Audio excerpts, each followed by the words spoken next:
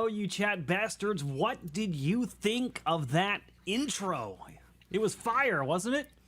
Alaska Jeff, man, he really pulled out all the stops this time. Now, listen, I know there were some, we'll say, hot feelings and words and things like that about whenever we had that contest between Fallister and Mort and how the money got so close, but it was worth it. We wouldn't have been able to do that intro without you guys having met both of those goals at the same time, so I think it's safe to say it worked out really well.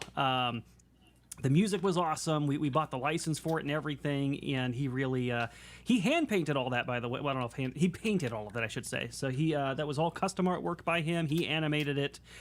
Hey, Alaska Jeff, if you're out there, Wilson just sent you a super chat to give to a player or a GM of your choice.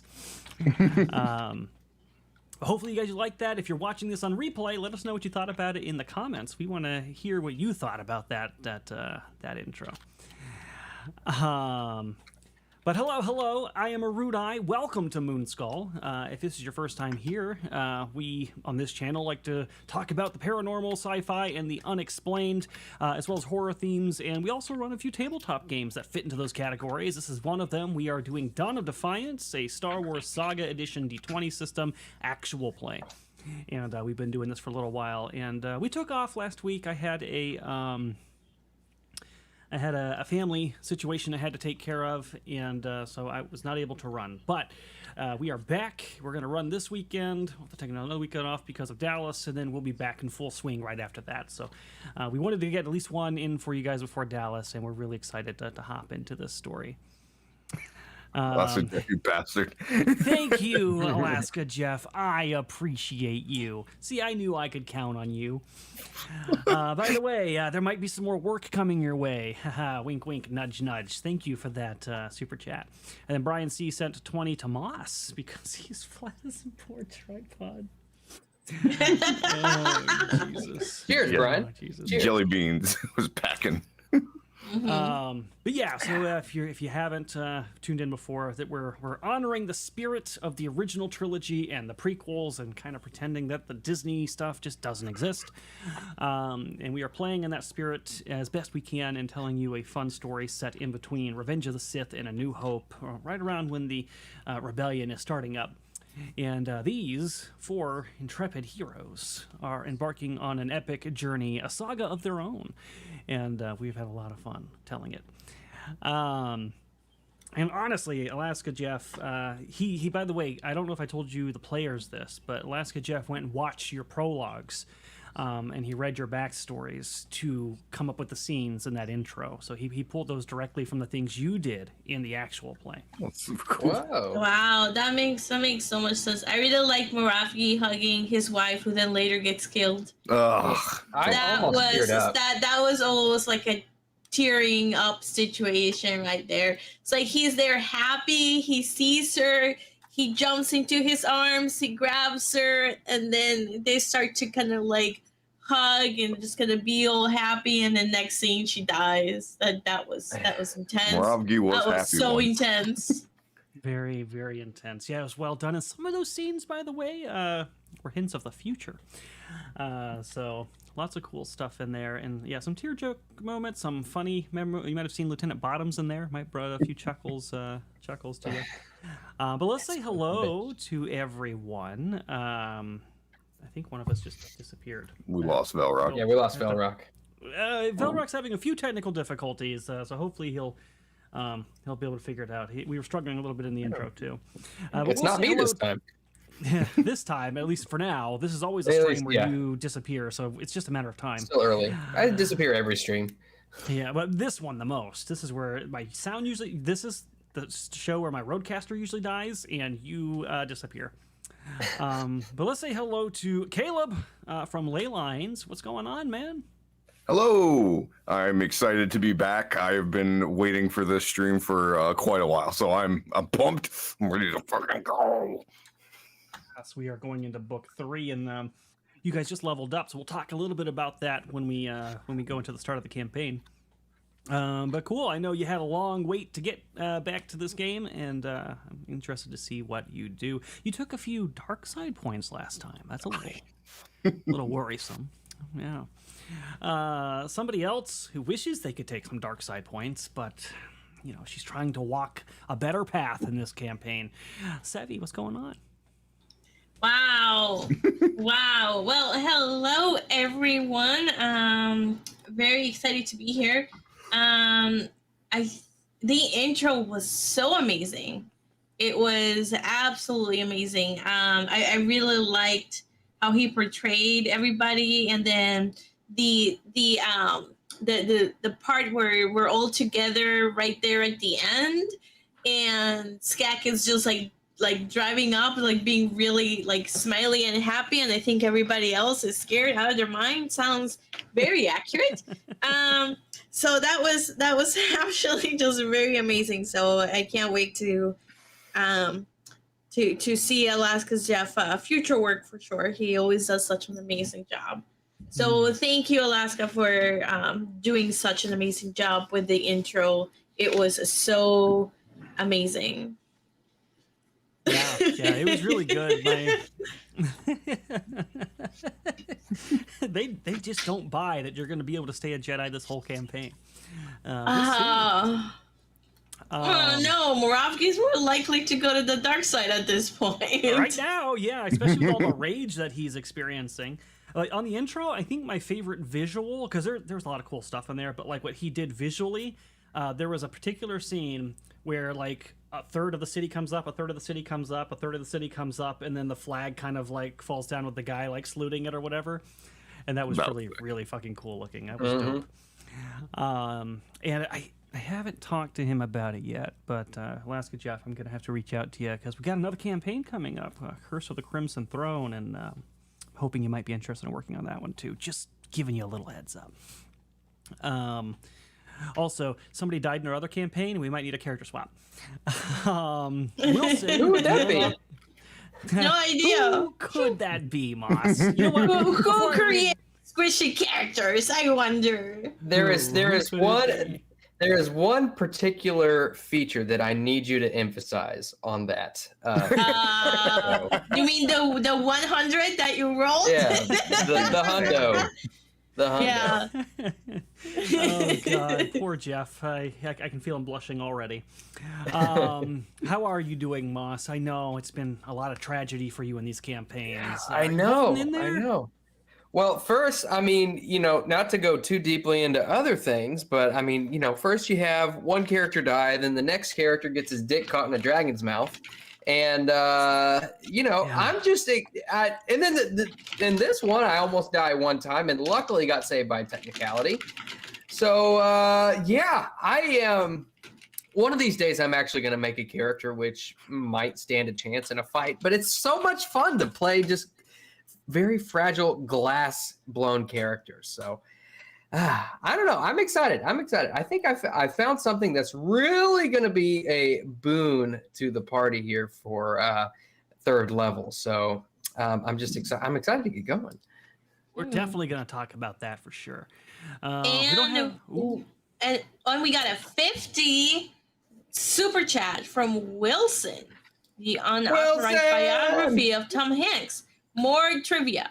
More than 100 plus years after the event of Return of the Jedi, I think that's what he means, the one Sith rose up to conquer the galaxy. Which of the following Sith were not members of the one Sith? So he has 1, 2, 3, 4, 5 options.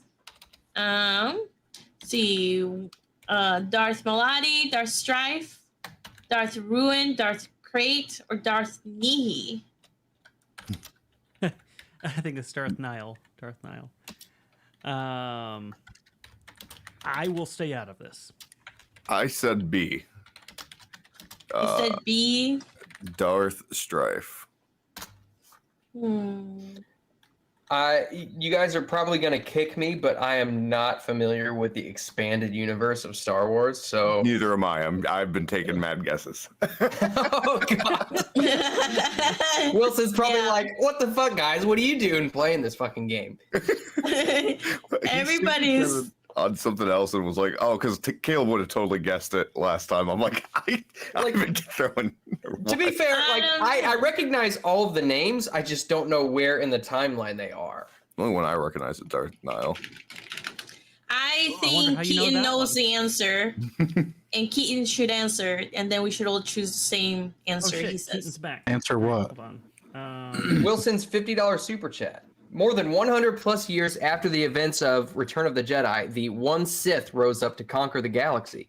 Which of the following Sith were not members of the one Sith? A. Darth Malady. B. Darth Strife. C. Darth Ruin. D. Darth Krayt. Or E. Darth Nile. After Return of the Jedi? Yeah. Okay, hold on. I'm going to get to the thing and read it. Okay, more than 100 years after the adventures of the Return of the Jedi. My game show voice not good enough? No, it was peak. One Sith. We're not members of the one Sith? And after you all answer, I don't know. Nile sounds like a Old Republic one, which means he wouldn't be around. So I have no idea, though. All right, I'm gonna guess. I'm gonna go with A. That's gonna be my guess because nobody has picked A. When in doubt, everybody guessed. When in doubt, pick C. So I'm gonna go with Darth Ruin.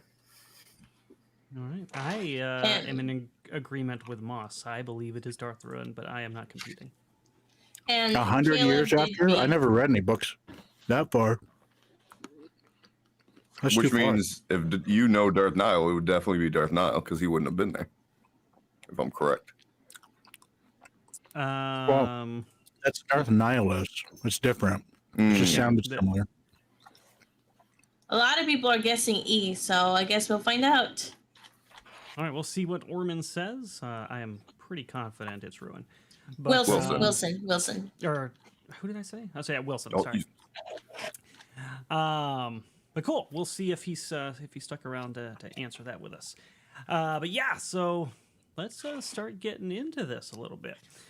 We got Velrock back. Oh, but you know what? He might be muted because I didn't reset yet. Let me do that real quick. If you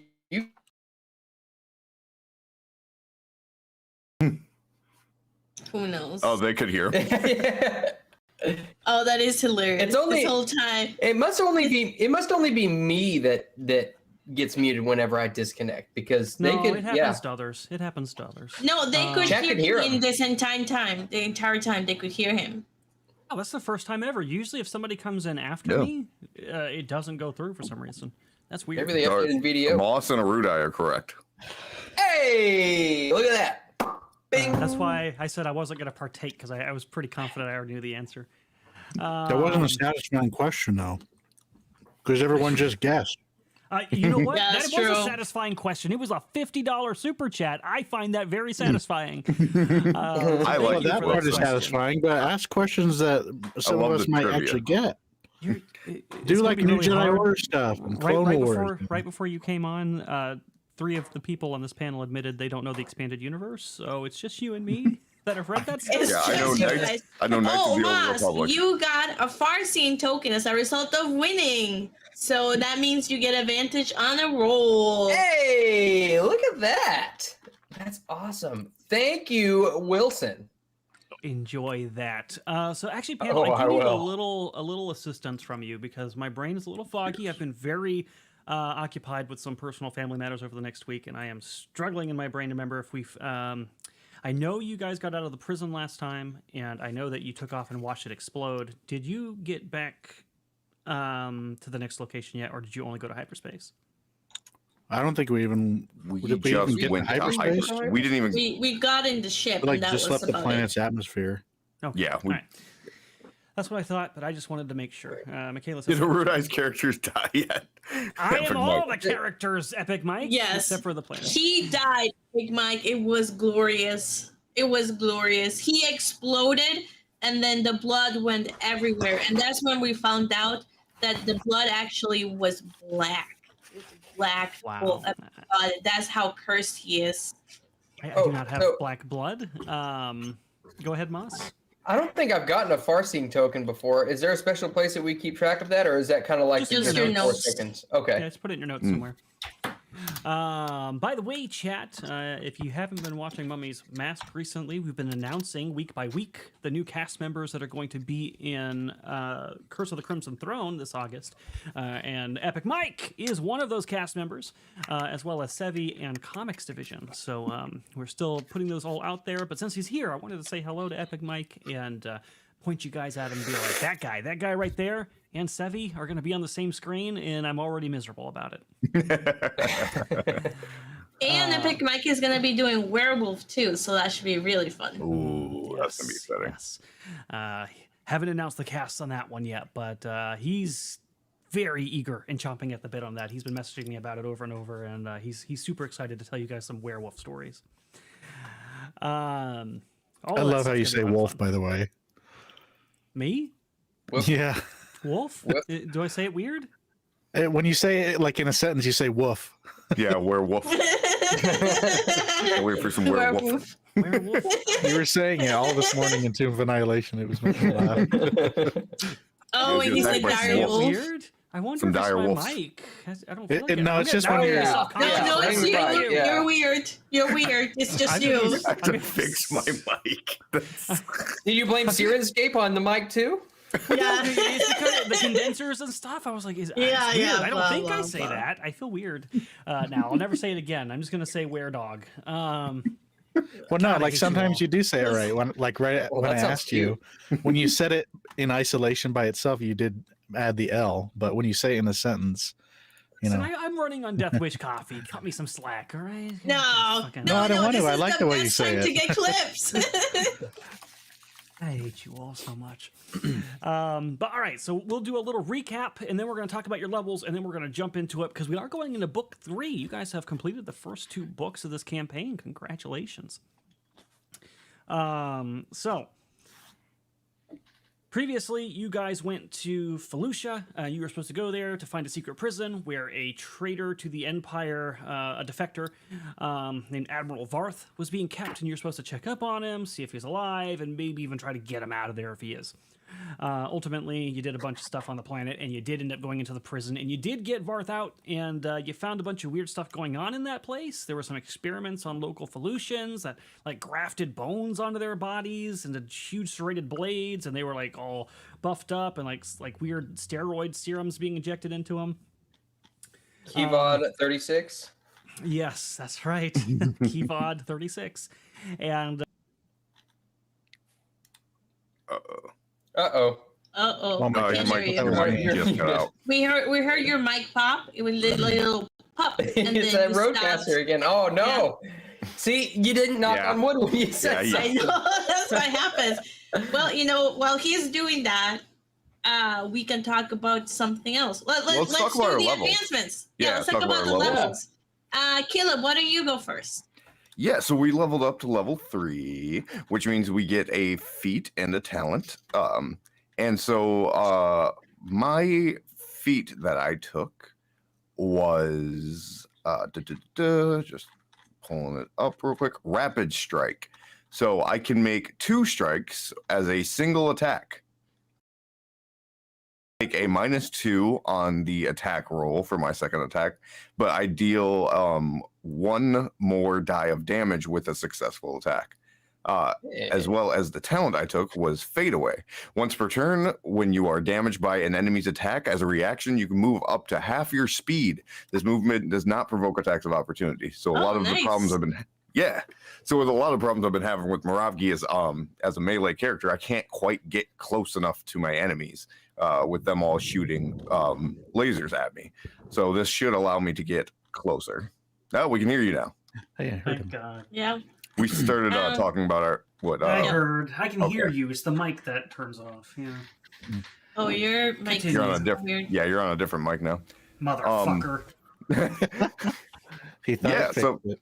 That's what I got. I actually heard a little bit about what Velrock was taking. So if you want to go over what you've been taking. Yeah, I took a level in Scoundrel. So I have the bomb thrower talent, which lets me create frag grenades as a full round action using pretty much anything I want. So it's more scavenger nonsense that I can bully Erudi with. It also gives me a +5 bonus to mechanics checks to handle explosives. So that'll be what, a +13 when doing explosives now. So that's pretty exciting. Because I took a level in Scoundrel, I got a starting feat, which was point blank shot. It just gives me a +1 to attack to people within 30 squares, which seems like that's most of the time they're within 30.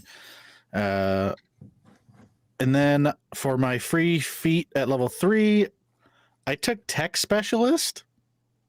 There's a lot to it, so I can't really go over it all with you guys because it's like a whole page of stuff.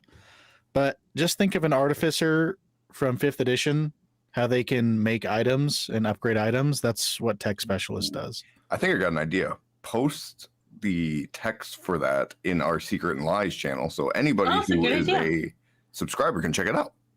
That's a good idea. That's a very good idea. Mas, what about you? I did roll for HP last time. You can see it up above. I rolled a 5, so I added that to my HP. And that's it. I rolled a 3 for HP. I also rolled a 5, so I'm not quite as glassy as I was before. But unlike everybody else, I, as a noble, only got one thing with my level up, and that is a talent. But here's the thing. You also get a feature just for leveling up at level 3. And every character does. So. Oh, well, I will do that post haste. But speaking of haste, one thing that I think will be of particular use to the party is I took something called Inspire Haste, and as a swift action, I can allow one of my party members on their next turn to take a standard action as a move action. Oh, wow. That's awesome. Pretty damn good. That's actually. pretty cool. That's awesome. Yeah, Oh, so be on the lookout for that. And I'll have to get back to you on that feat because I missed that part of the book. Yeah. It's in a different section from the class. Oh, here it is. I found it. Good job, Mom. I'll go while he Thanks, figures guys. out the feat he wants to take. I took a second wind. So I was talking to Keaton, and I believe that I can only take 1 second wind during combat. So like if I'm in a combat, I can take it then. And then if we get into another combat later that day, then I could take the second wind at that point. So I took that one just because I'm getting hit a lot. And That's then smart. I'm going to copy you. and then for my talent, I took Deflect, which is a reaction for a range attack that goes towards me or anybody that is adjacent to me. So you have to be within like 5 feet of me. So if somebody shoots at you and you're within 5 feet of me, then I can use the force to have the shot or range attack or whatever it is miss. And they end up using what Skak always uses, which is the barrage of shots, then it goes to like half damage instead of like full damage. So if it misses or something, then you take, instead of half, then it would be, I think, 0. If it hits, then it would be half. So that's, I thought that would be pretty cool because I am building her up to be more focused in Deflect, and then eventually having her be dual weapon. But for now, I think that made the most sense. So I'm just gonna keep having her focus on being able to help the party while we are in a fight, and then eventually be better with her lightsaber. Yeah, you'll certainly be tankier when you can deflect a whole bunch of the shots and then also take more second wins. Really cool. And Moss he's really intense on that feat list right now. But a lot of them are combat oriented, and my character is not combat oriented. So I'm trying to find one that I think would fit her. There's different books that you can look to as well. Yeah, which is a much longer process. Yeah, Take your time. Yeah, and that word is pronounced barrage. Barrage. sorry. Thank you. There's another one. What was it? Oh my god. No, actually it wasn't her. It's Noelle. Noelle always says bas relief. it's bas relief. It makes me laugh every time she says it. But I never get to call her on it. Mostly because I don't want her to kill my character. So we have some benefits. And before I talk about those benefits, guys, we are opening a new Discord server for Tabletop and Moonskull Combination. Everything basically Sevi Erudi. It's our Discord and our Gilded that we have, but we're making a mirror Discord to what we had on Gilded. For those of you who have been saying, we don't want to download Gilded, we don't want to make that account, we don't want to do any of that. If you had Discord, we'd probably support you and probably support Legend Seeker. So we did it. It's happening. Right now, you can go to the link and you can join. You'll be dropped into a waiting room because we're still building out the channels. But as soon as the thing's ready and it goes live, you'll see the rules section appear. You can click accept rules and you'll see all the channels. To kind of encourage you to go there and support Legend Seeker there, I'm running a very limited promotion that if you get a membership through Discord specifically, you'll do 4 times the benefits. So 4 Farseeing tokens, 4 bennies, whatever it is. That's silver tier for a whole show, gold for every single cast on both channels.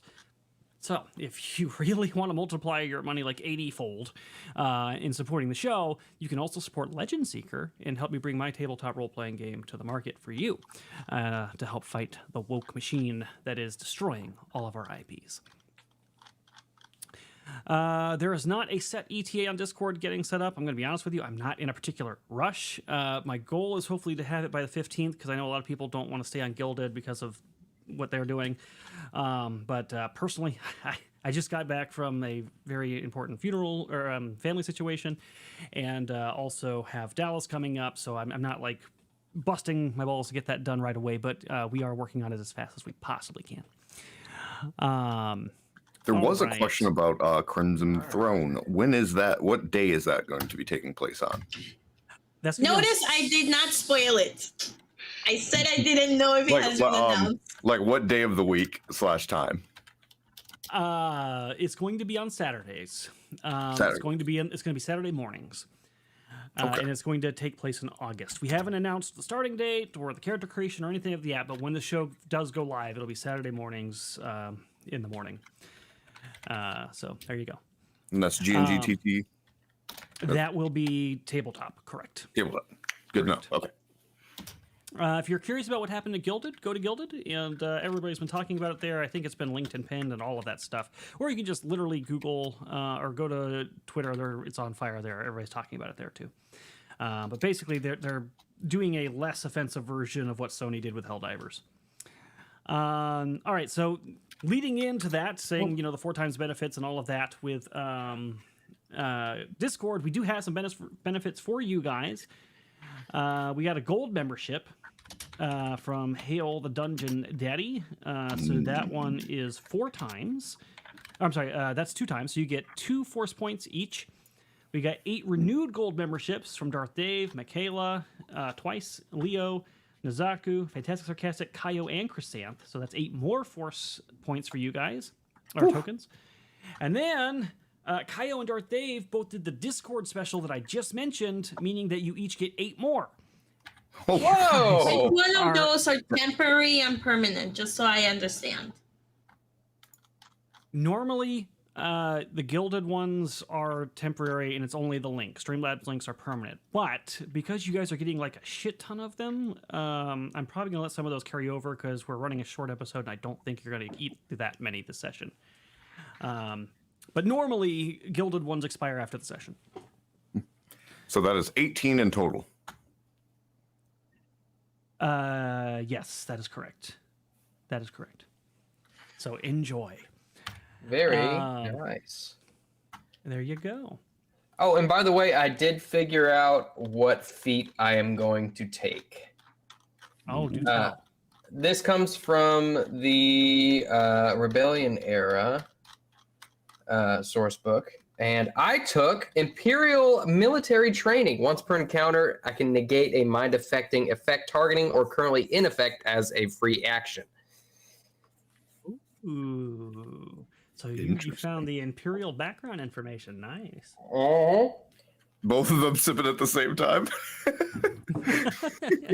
I meant to. Wait, let's try to do it all at the same time. Caleb, do you have something to sip on? Okay, ready? You count it. Okay, 3, 2, 1. Coffee. There's nothing in here. I just wanted to join. Folger's Custom Roasters. Folger's Welcome Farm. back, Keaton. Oh, but I can't unmute him. Let me restart.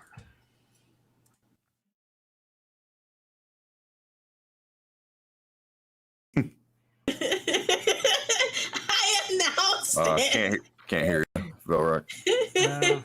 He has no spot for me to unmute him, so I think that means his mic's not working.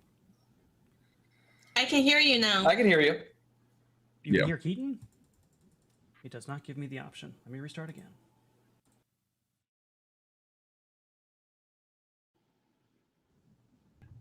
Okay. That's fine for now. Yeah. Ever since I installed Windows 11, just shit piling on top of it. Oh Yeah, all their restarts are like fucking screwed. Like when my computer shut down while I was asleep and they forced a fucking restart on me, and now it's like trying to restart again on me. I'm sure it'll screw up everything again. Yeah, it screwed up all my drivers for everything. It had a power surge the other night, and even though everything's plugged into a surge protector. That's the benefit of having a potato computer, is that mine does not meet the minimum specs of Windows 11. Windows 10 wasn't bad. Windows 11 blows, man. So Keaton, we got 18 Force token points. And how many of those did you say were permanent? None of them. They're all temporary, but I'm going to let them last 2 episodes because you got so many on a short episode, and we've already eaten 40 minutes up of a 2-hour episode. Perfect. So we do need to hop into this. Oh my god. Yeah, we like to talk apparently. We're chatty catties. We like to have fun, you know. All right, so we left off with you guys having left the planet. The person exploded, and O'Keefe said that she was going in hyperspace to take you to your next destination, but was very kind of coy / cryptic about where you were going. All right.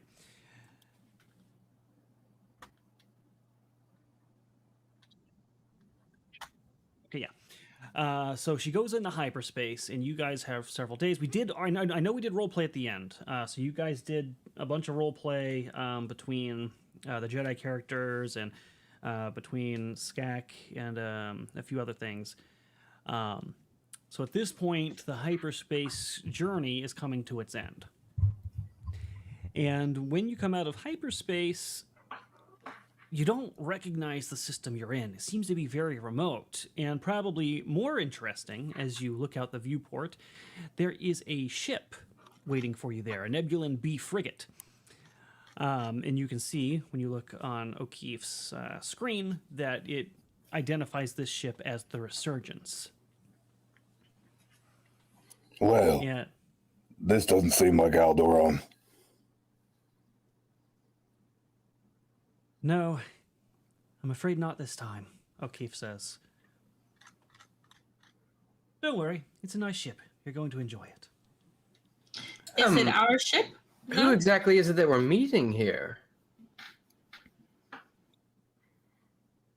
She looks back at Maya, who looks at her, and Maya shakes her head no, but O'Keefe just shrugs and goes, "You remember that secret organization that Organa didn't want you to know he was associated with?" She nods at the ship. "Welcome to it." Oh. The Wookiee for a second thought you were a traitor. He was really getting close to tearing your arms off. Maya, who looks a little annoyed that O'Keefe went ahead and said that anyways, does break out into a grin after that and says, "Please don't take our arms off. I don't want to have to try to land this ship. I'll do worse than the crash droid did." Great. All right, let's get to it. Also, Keaton came back, and you're gonna have to restart. Yeah, here I go. My audio wasn't working on VDO, so I don't know what's happening because my computer audio was fine. Yeah, I mean, I can hear you okay. Yeah, and it's going through an OBS. Oh, wait, they said they can hear you. Yeah, something weird's going on today. I don't have to actually reset. This is so bizarre. Good for you, bad for him. Yeah, don't look a gift horse in the mouth, as they say. Yeah, I'll take it. I do need to add Keaton back to the screen, though, because his link is changing, which is new. Normally, your links don't change. All right, Keaton.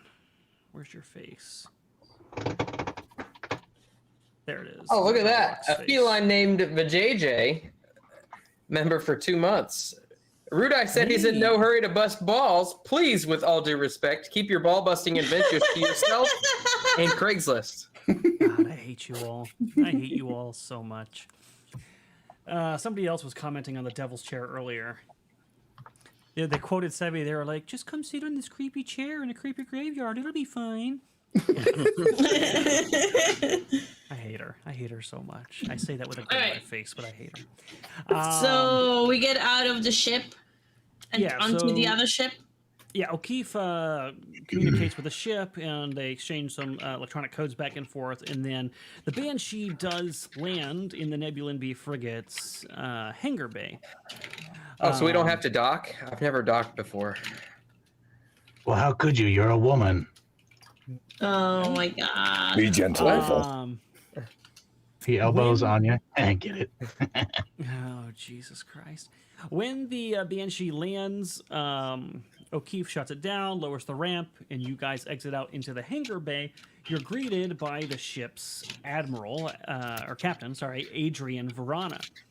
A tall and slender man with jet black hair and finely trimmed beard that hugs his square jaw. He is dressed in the sterile uniform of an Alderaanian officer. His dark eyes seem to weigh each of you carefully as he speaks to you. And he says, "Welcome aboard the Resurgent.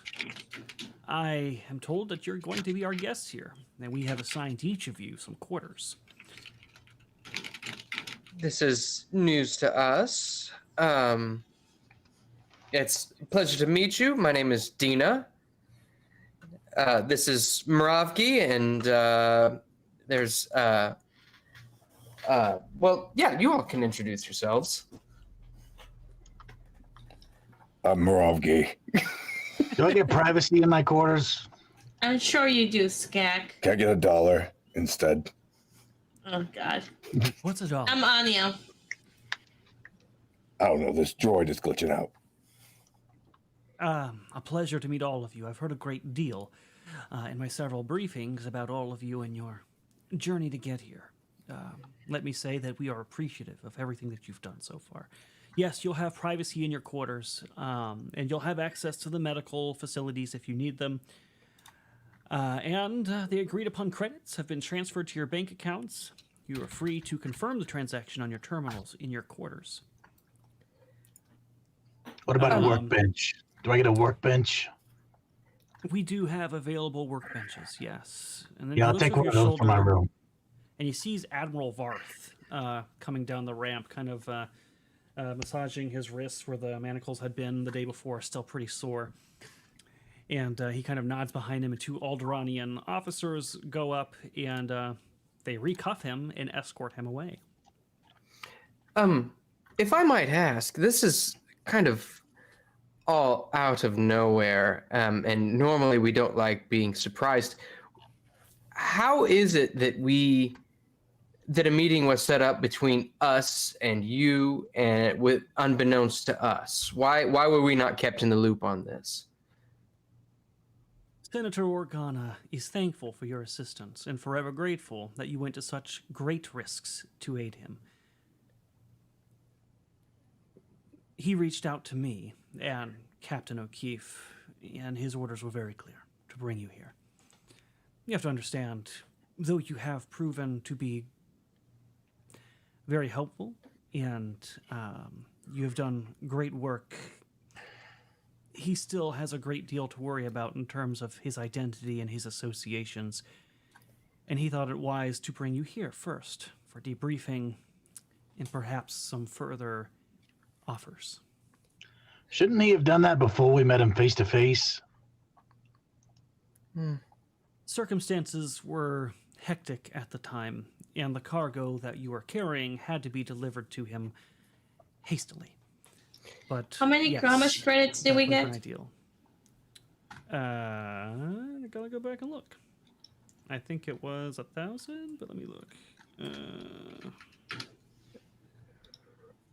So, in short, he wanted to make sure we weren't just useful idiots, and actually 2,000. Sorry, you each get 2,000. wanted to size us up and wanted to make sure we weren't just useful idiots. I would not put it so crudely. More like you've proven yourselves to be capable, but the ISB in particular are a very crafty bunch, and we are just being careful. Go ahead and make me a... Oh shit, did we just lose Moss? Son of a bitch. No? No, Moss. Yeah, just disconnected Moss from is me. here. Son of a bitch. All right, say something, Moss. Let me see if it comes Can through. you hear me? No? Okay, yeah, it's coming through. I'm Okay. really glad I don't have to keep restarting. That makes me happy. I wish that was Okay, taken you want us forever. to do what? Perception? Yeah, to try to kind of sense a motive here. Actually, I can't remember. Does the system have sense motive? If not, then do perception. No, it doesn't. I'm gonna roll a force token point for this. That is not something that Skak would be aware of. He's not good Oh at fuck, sensing I only motive. did 50. To sense his motive for bringing us here, or... You will know when I tell you. Okay. Because if it's something political, I would like to argue for a bureaucracy check. It's not. Actually, I could see this falling under bureaucracy. You can roll that. You also rolled survival instead of perception. I did? Yes. Oh, wow. Not only are those words not close to Oh each my other, God. but those skills are not close to each other. Yeah, it's really funny. Yeah, I don't know why. Apparently, I'm lexistic. Yeah, clearly. Yeah, Freddy, wasn't the intro sick? It was awesome, man. It was awesome. But yeah, so ley lines. Moravgi and Anya, you two, you start to kind of, as all this information is coming in, you start to kind of read between the lines a little bit, and you're realizing you're not really guests. This feels a lot more like you're being handled, contained. Not exactly prisoners per se. You do have like freedom of the ship and stuff, but it's very clear the reason you've been brought here is because they're not ready to let you loose with the information that you have. Sensational Being was correct. He said you're all being handled way before you told us to Did he? roll. Like, yeah, because they Yeah. said that, and I was like, huh. I'm wondering if they're right, and then like 2 minutes later, you said, "Oh, roll Oh, that's perception." Yeah, That's I do see that. That's funny. Yeah. he said it. He said it a couple minutes before you called for the roll. That's Yeah. how insane that is. Skak is That's only amazing. concerned about working on the stuff that he has, so he's ignoring all of this and just like, okay, where is it? Is it this way? Hmm. Yes, we will. And he's holding a take you dead to your stormtrooper over one quarters. shoulder. That's a little Wookiee. concerning. I didn't realize you're carrying that. They do offer to Yeah, take that off your I hands. mentioned it before we ended last session. I did not realize that. So yeah, so they will offer to take that off your hands. No, he No, doesn't no, need any yeah. help. And he kind of shrugs, and they shrug at each other. Not sure if that's an issue or not. The only thing they do check is confirm that the stormtrooper's actually dead, so you're not smuggling an actual soldier onto the place. But when they seem dead, they just let you walk off with it, no problem. And then do I notice anything similar with my check? I only rolled a 12. Yeah, the 12 was not high enough, Okay. unfortunately.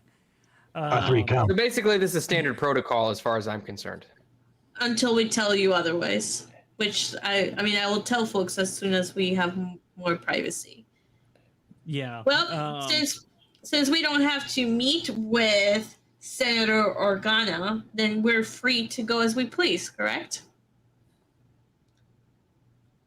Correct. We will be debriefing Admiral Varth, and based on that, the senator did mention we might have further need of clandestine agents such as yourself to act on his behalf.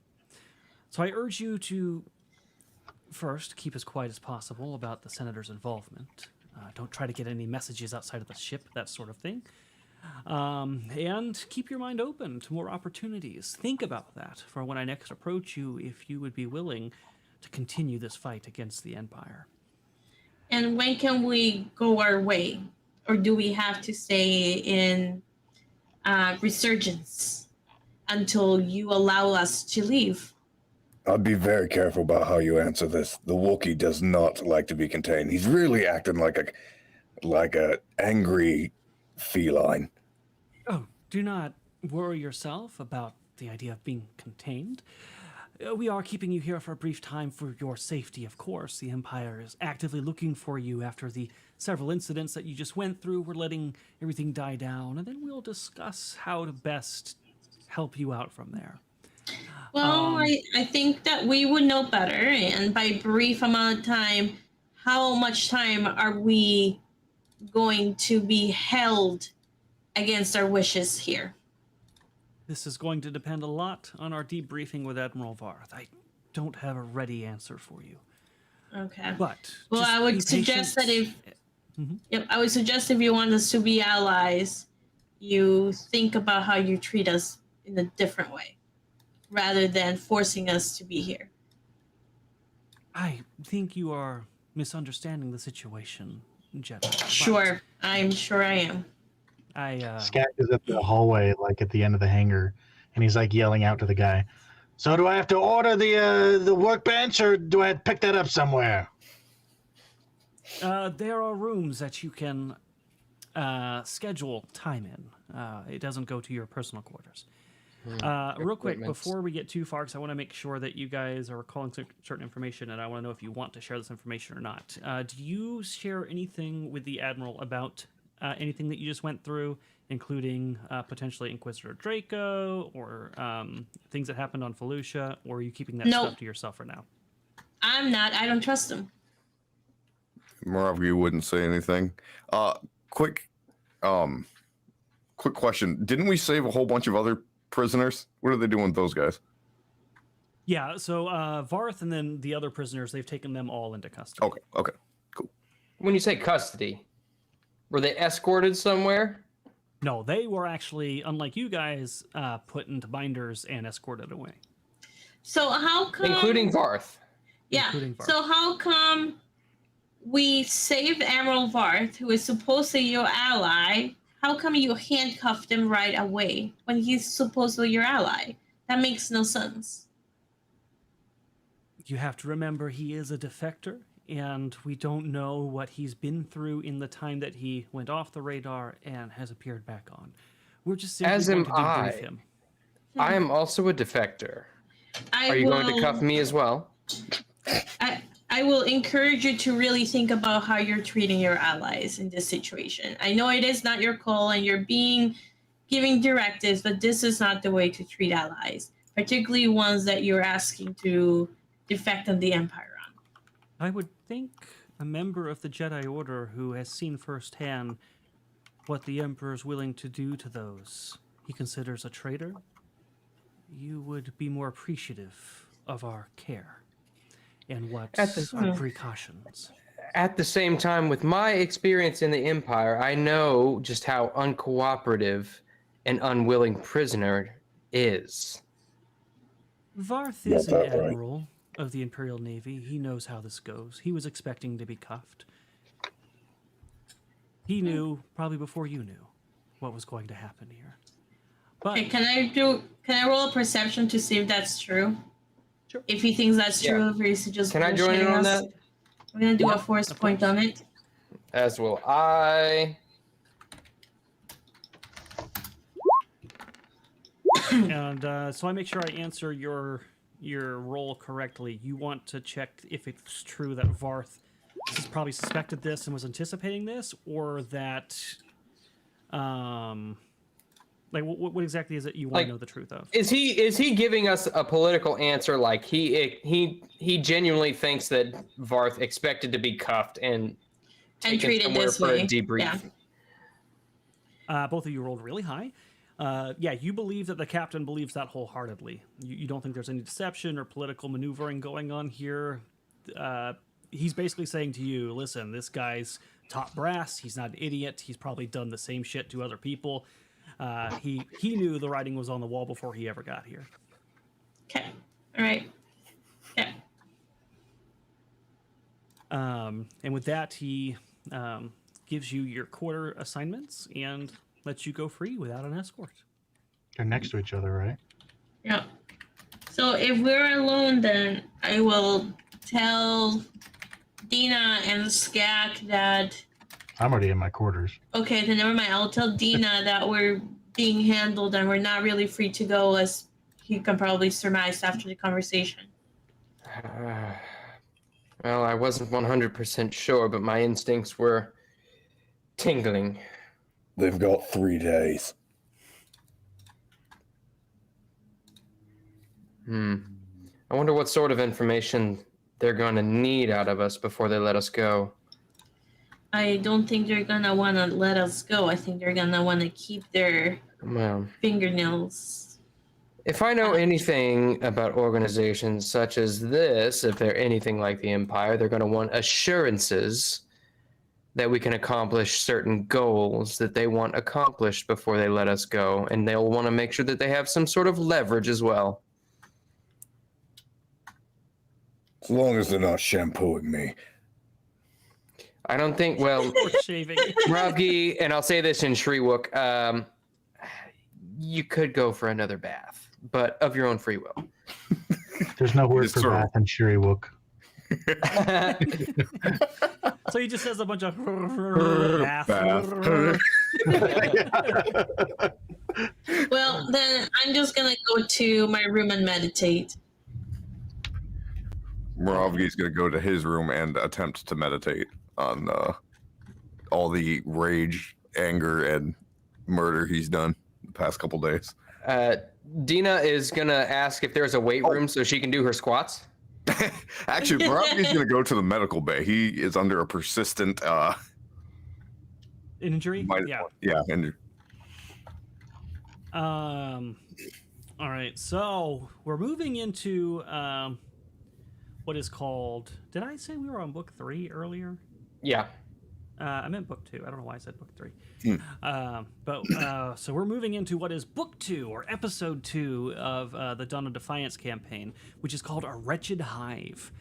So I'm going to read to you the opening crawl that comes with this section of the campaign. Between the stars and the blackness of space, the Nebulan B frigate Resurgence floats silently away from the prying eyes of the Empire. Meanwhile, the galaxy continues to sink further into darkness. Each day, remnants of the Old Republic are crushed and a new order is more firmly established. Former Imperial Admiral Gilder Varth has provided Alderaanian agents with vital information on secret projects, and even now, events are in motion to reveal the Empire's misdeeds to the galaxy. ... All right, so you guys have probably been on the Resurgence now for about 2 days. Whoa. Hang on a sec. This is why I took that feat, all right? I got 2 days to do stuff, okay? Sure. I can get rid of my Let's- condition, I'm assuming. What are you looking to do? Before I enter my quarters, first thing I want to do is hack into the door to make sure that if they ever try to lock me in here, I can get out. Okay. That will take a use computer check for sure.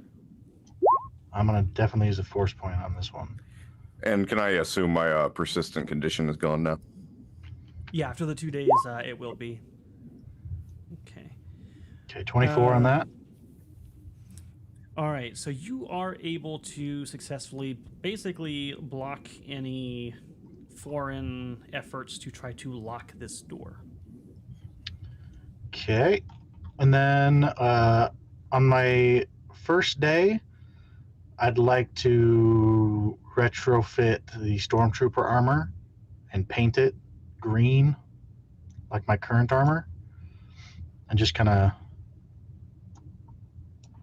I mean, not mechanically speaking, but layer it on top of my armor so that it matches. But He's taking my mechanically steed. speaking, use stormtrooper armor. Okay. And are you using the helmet? Well, I guess I wouldn't. I'm like taking parts of the plastoid and like fitting them in the hat, you know, if that kind of makes sense. I have a blast helmet, so I'm kind of taking parts of the helmet and fitting it onto the stuff I'm currently wearing, if that makes sense. So it doesn't look like a stormtrooper, but I'm using the plastoid from the armor. Got it. Do you need me to do anything with that, or is that pretty simple? It's because the armor's still intact. You're not in any danger or on a timetable, so I think you're safe to take a 10 on that. So if that skill will be a result of a success, then just take a 10. Okay. And then for my tech specialist, if I have 2 days to work, I'd like to attempt some stuff during those days. First thing I want to do is upgrade my weapon, +1 bonus to attack rolls. And that's, let's see, how much is my weapon? My weapon is worth 1,200, so it'll be 120 credits and 1 day of work. I have to make a DC 20 mechanics check, and if I can get R3's help during this day, I'd appreciate it. Sure. So this is a tech specialist ability, so that's going to require a roll. Let me get R3.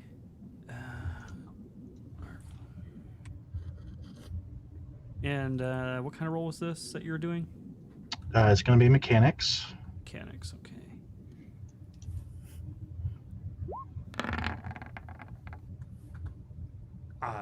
He definitely succeeds in helping you.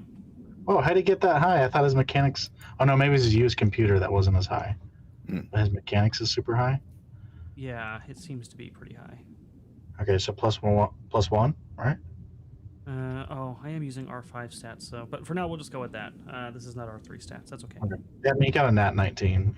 Yeah, either it way. would have been high enough regardless. Okay. Okay, 28. So that actually ends up working. Okay, so that is your first day. And then the next day, does anybody want anything? I was just going to upgrade my armor. Can you make me an espresso machine? Yeah, actually, I can.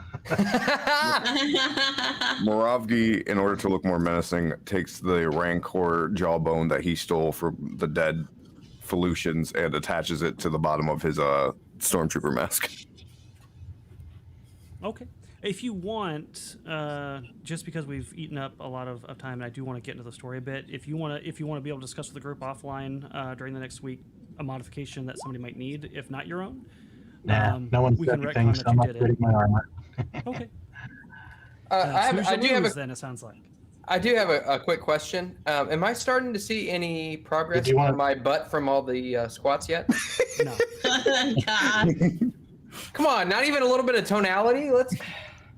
I need You work out, you know, typically it's 60 days before you even start seeing results yourself. Other people Well, I mean, if you're all skin and bones, it's faster than that. I mean, and I've been at a 500 calorie surplus, Erudi. Come on. You definitely don't see results in 3 to 4 days, I'll tell you that. I need one more roll from R3 to determine it. Yep. Mechanics. I have to see how much this costs too. Stormtrooper armor.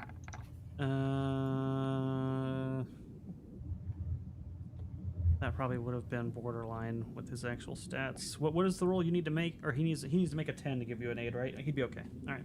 Damn it, Orban. Yeah, he did make it. Yeah. Okay, so then I just hit 20, so that actually ends up working too. Perfect. And that's 800 credits for that. Jeez. Okay, we're good. Thank you. You can't add mass to a board. Oh Come my on, guys. Cybernetics for that ass. You should know. Okay, so what episode am I going to have to mention that I do squats? What episode? If I mention I'm doing squats every episode, what episode are we going to be on before I see some results here? 36. To be. Actually, I like that answer. Okay, Because I'll take it. we're gonna skip episode 36. Why can't I have a nice perky little butt? We'll see what we can do for you. But for the sake of right now, you guys have been on the Resurgence for a couple days. It is a well-stocked ship, and your hosts, despite the intention of keeping you here against your will, have been pretty generous with you. So they have given you some more rations for whenever you do eventually leave. Anybody who's using blasters and has to carry power packs, they give you enough to stock you up to 5. Do I get? Could I be supplied with med packs? Yes, they will give whoever you designate as your officer, your medical officer of the group. They'll give you 3 med packs. And then additionally, if you're injured, if you're missing any hit points, even though you'd normally probably regain them slowly, the medical officers there tend to you and get your wounds fully healed up, and any lingering conditions that aren't permanent are removed. Okay. right. So you guys should be very refreshed and feeling good now. So I do have a mechanical question about one of my items here. The medical kit. That's not an item that you can just use up. It's more like a tool kit, right? It doesn't. Correct. Like, it's not consumable. Okay. Yeah, the kit is different than the packs. The kit is if you don't have that, you actually have penalties to trying to do things. Okay. Things. That's what I thought, but I had reduced it to 0 for some reason. So just making sure. And so on the third day, you guys, how convenient, third day was the amount of time that Moravgi had given them. You get summoned to a briefing room by Captain, I just forgot his freaking name, Captain Verana. And also signed on here is Admiral Gilder Varth. Is he still cuffed?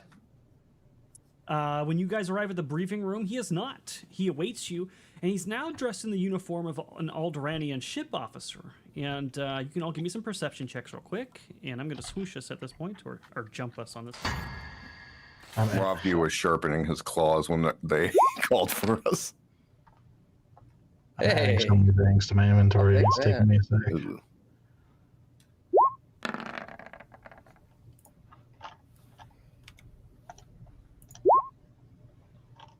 Oh.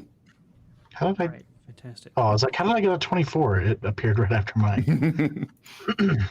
So as you guys come in here, and he starts kind of gesturing for you guys to take a seat, and he's standing there uncuffed and,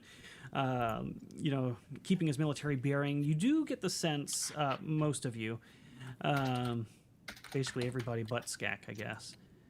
Oh, wait, hold on. No, you got an 18. What's that one? Oh, the 1 was the force point. All right, so yeah, you all are fine. So you get the feeling that while he is keeping his military bearing, he does seem to be uncomfortable. You know, he's not. He's been a military officer his whole career for the Empire, and now he is in basically a trader's uniform, and he does seem to be a little uncomfortable in that sense. And you definitely pick up that vibe as he asks you to take a seat. I'll tell him, Admiral Varth, you look dashing in that uniform. Well, thank you very much. We'll see if I can keep it as well maintained as I did my Imperial uniform. Well, I would say being alive looks good on you. He does smile a little bit at that. I can't So argue did they- those facts. So are you still Admiral, just in a different military, or what happens with your title? As yet to be determined. But for now, I at least know that I'll have officer status. And after review, given a rank according to what they think they can trust me with.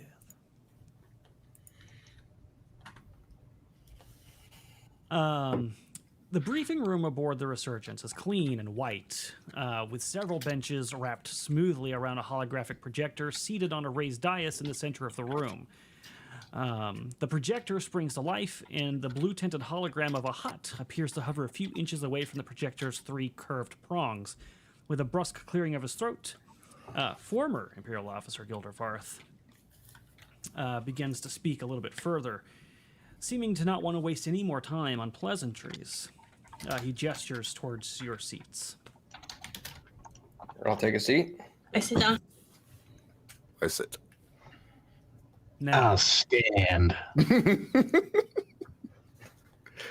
Varth. He's kind of wearing like all his armor, and he's got his gun like over his shoulder, so he's probably going to be really uncomfortable sitting down. Varth does not look particularly pleased that you are not taking a seat after he told you to. You get the feeling he is a man who's used to, when he says jump, people jump. Well, he better get used to it quick. But being out of his element, he seems to sort of kind of just push that feeling down. He clears his throat and continues and Skak like says, picks at his teeth. He's like getting some meat out and like flicks it and then like hits one of the walls nearby. Gross. yeah, it definitely ruffles his feathers. He does not like that. But he pushes past it and he begins. And he says, before the Empire decided my conscience was a liability, I was involved peripherally on a top-secret plan known as the Sarlacc Project. Now, while the details of this project are unknown to me, I was involved in the transfer of a large sum of credits and resources to the project. Whatever the project entails, it is taking up a lot of the Empire's time and effort. Moreover, I believe that this Sarlacc project is destroying the lives of thousands of sentient beings. Casualty reports crossed my desk on a regular basis. Unfortunately, I don't know much more than that. However, during my brief brushes with the project, I discovered that the Imperial Navy was hiding the program's existence from the Senate by transferring resources through secondary sources. Resources were routed through the corporate sector, through fake contractors, and through the criminal underworld to keep a trail from leading back to the project. One such secondary source was a Hutt crime lord named Darga. He then kind of takes a little laser pointer and points at the hologram of the Hutt that you guys just saw. Does that sound familiar? Darga? Yeah, would I know who that is? Do you have shit? What it's either criminal underworld or streetwise or something in this one. Fuck, what is it? I just worked with. I mean, there's galactic lore, maybe. This name would probably not be familiar to you unless you specifically have that knowledge skill. You've not worked with this guy for sure. Which knowledge skill? It's either streetwise. Let me look at your sheet. Hold on. I think Streetwise was a Starfinder thing. No, that's a different version. Streetwise isn't on this one. It is. Oh, they don't have it on this one. It probably would be galactic lore then. May I roll a galactic lore check? Mm-hmm. Pretty please? That's fine. Can I roll a jump? Because I have a really high bonus in that. Are you going As to in- jump? To conclusions. Exactly. Damn, that's pretty damn good. A 26. You have heard the name, and you specifically heard this name because for your first assignment, you were being. You were up for a few different first locations besides where you were sent, Brental, and one of them was Cato Nemoidia. And so there was a chance you were going to be sent there for an Imperial assignment because there was a project coming up where they were maybe going to try to rehabilitate the planet because it's kind of decrepit and in ruin right now. They really had a fall from grace after the Clone Wars. And some of like the known threats that they briefed you on was that there was Hutt activity there. And you don't know a lot about this individual, but you do remember specifically the name Darga the Hutt being in one of those reports. Okay, I will. I'll relay that information to the party. And Admiral Varth stops for a minute while you say that to them. And he How do you know so nods. much about all that, Dina? Oh, it's just happened. Well, that's a long story. It had to do with previous potential stationings, but that's all in the past. Well, like all Hutts, Darga is a slimy gangster whose love of credits is exceeded only by his love of power. Part of my job involved transferring resources to Darga, and in turn arranging for Imperial agents to take control of other resources from the Huss organization. These were not simply transfers of credits. The items being traded were not specified, but physical resources were definitely being exchanged. Though it's not much, it's the only lead we have. Captain Verana has charged me with helping to uncover more about the Sarlacc project, and he has authorized me to use you as my agents. We need you to travel to the planet of Cato Nemoidia and find Darga the Hutt. See if you could learn what he is trading and how it relates to the Sarlacc project. Any questions? Nope, I'm ready to go. Are we going right now? Did we get to shoot anybody? You are eager. What sort of troubles will we find on this planet? Is it heavily Imperial ran? Or is it more sympathetic to our cause? Unfortunately, Darga's exact whereabouts are unknown. However, he has been seen in the Cato Nemoidia city of Zara. Chances are that someone in the city knows where he is. In terms of Imperial presence, it's minor. The planet has fallen from grace, we shall say, and is not in the best condition. We have a presence there, but the Emperor hasn't seen fit to deploy any more resources there than necessary. Are they going to look at us weird if we're walking around with weapons and stuff? Zara was heavily damaged during the Clone Wars, and half of the city is still in ruins. A few residents that have chosen to remain inhabit a cluster of settlements on one end of the city. Viper, swoop gangs, and other criminals have taken up occupancy of many areas. I don't think too many people are going to be questioning you walking around with weapons. How territorial are these crime lords? Are they pretty territorial if they see outsiders walking around their space, especially with weapons? They're more likely to be opportunists, measuring you up, looking for opportunities to either rob you or exploit you. The ones who don't want to be found, ones like Darga, probably will keep to the shadows. You'll want to watch your back for sure. Zara was heavily damaged during the Clone Wars, as I said before, and I would not describe it as being safe. If you were to take a wild guess as far as who we might need to seek out in order to find this Darga's location, who might that be? This Viper character, or... The Viper are a series of gangs, not an individual. Oh, okay. As far as locating Darga and anything regarding the Sarlacc project itself, I don't know much more than I've told you. My only involvement came in managing resources, and most of those transactions were encoded. Now,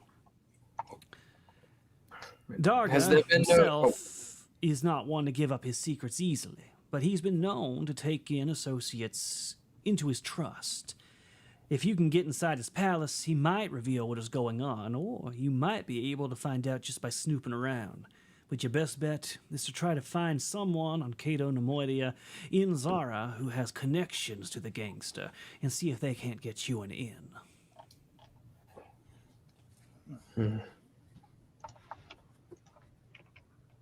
No contacts on the planet's surface? I'm afraid not. Like I said, I don't know much more than what I've told you at this point. We've chosen you specifically because, well, other than the incidents that you caused on Selzon Station, you're relatively unknowns, especially this far out and on a planet without too much Imperial control. In exchange for your assistance, Captain Verana has authorized me to pay each of you a modest sum. And additionally, this may be a chance to discover what the Empire's planning with this Sarlacc project, which could have big repercussions if I am right. I know all of you have a stake in this thing. And trust me when I say my hunch is things you all care about will be greatly affected by whatever this project is. Well, let me ask another question if I can. Can we have access to a wardrobe so that we can get these two looking a little more rough and tumble? He's pointing at Anya and Dina. We have to look more rough and tumble? Well, yeah, we're going to be dealing with a criminal organization. I thought I looked very intimidating. Anya, you look like you're from the upper city of Coruscant. For once, I have to agree with the lizard. Okay, what if I just let my hair down? or maybe I'll put my hair up instead of a ponytail. What if I just kind of put it in a bun? Does it look more intimidating? You look even richer than you are right now. And Dina, we gotta do something about those pants. I'm sorry, I just don't feel them out correctly. I'm working on it, Muravgi. Maybe we can get some tattoos, some sleeveless shirts for you guys and get your arms all tatted up. We may sound like we're joking, but do you have some sort of stockpile here that maybe we could peruse before we go? We don't have a tattoo parlor here on the Resurgence, unfortunately. But as far as more mundane clothing and gear, certainly we can accommodate. Weaponry, armory. I mean, I can take care of the tattoos. Weapons, a little less so. What's on the Resurgence is needed by the Resurgence. And besides, as far as I can tell, you all are pretty well armed as it is. Is this a hot planet we're going to? Is it cold? Is it temperate? What are we talking here? The important questions. Actually, a good question. That is a good question, actually. Aren't you glad we're asking all these questions, Erudi? I love questions. Cato Nemoidia is tropical. This planet has been central to many events. Okay, I knew that. I'm trying to find out more about the... Alright, colonies, acidic oceans, canyons, cliffs, grasslands, forests, and rock arches, bridge cities, and palaces. So yeah, it's probably a warmer planet overall. But it's got various not so cities. hot. Yeah, it's not like Tatooine, okay, but it's a more arid place overall. Okay. Cool. And it's also very foggy. It's got a persistent fog, particularly in the cities. Like a water-based fog, or is it like toxic? I assume it's not toxic. So the oceans themselves are acidic, and so they have these bridge cities that they suspend over the acidic ocean, and they're anchored to massive giant rocks. And on those rocks are forests and grasslands, and the fog is born from those acidic oceans. So they're not toxic, but sometimes it's kind of like acid rain. If they over-concentrate, they can be damaging, but mostly like to buildings and such. I will do everything in my power then to prepare. I will make sure that we get like ripped sleeveless shirts with like spikes studded in the shoulders and just grungy looking stuff for the people who don't look grunge. Is this the Mad Max planet or something? I guess. I just want to make sure you guys fit in because we need to find an inn with the what was the organization that Darga worked for? Did they say? I mean, Darga is his own. He's a His own hut. thing. He's a crime lord. But he often will bring in people from either gangs or various organizations on the surface of the planet and use them as his outside.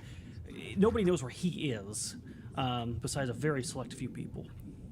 Yeah. We have to get his attention by being the biggest badasses, essentially. Well, I'm all ready to go if you are. I mean, you sure you don't want me to put a nice coat of paint over that armor, Muravgi? No. I don't want you touching my armor. Matter of fact, I'm not too stoked about what you're wearing. You stick out like a sore thumb. He just blinks at the giant lizard man. I mean, it's pretty clear that we're opposed to the Empire based on his own attire, so we definitely won't be mistaken for Imperials. That's for certain. I'm just checking something. All right. Yes, there is, just to give you guys a little bit more information. So on Cato Nemoidia, and you get this information from Varth. He's got the information on this planet. So there is an Imperial garrison that's established on Cato Nemoidia. It's a protectorate, and the Trade Federation itself has kind of been reduced to like a puppet status. It's not, it doesn't really have any power anymore.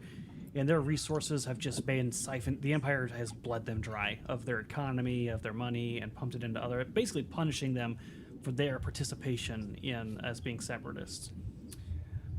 So the citizens there have been angry. The cities have fallen. The bridge cities have fallen in disrepair. Gangs have taken over certain sectors, and it's a little bit dangerous. Yeah. All right. Well, let's rock and roll. Wait, hang I'm on. pleased. No, you're good. I'm pleased to hear that you are interested in continuing to work with us. Captain Verana has charted passage for you aboard the Banshee once again, and it'll be captained by Serona O'Keefe, who you are familiar with. After helping you rescue me from my prison on Felucia, Captain O'Keefe quickly found herself on... no. I know, I'm skipping past it. Okay, O'Keefe quickly found herself on Retainer. I hate you all. You said it, not us. I know. Yeah. I know I did. All right, yeah, cool. I like working with her. She's all right. All right. Do you guys have any last questions for him or things you need from the Resurgence that they are likely to give you? Yeah, where's the closet? With the wardrobe. Yeah, so he'll have one of the officers on bit of a windbag.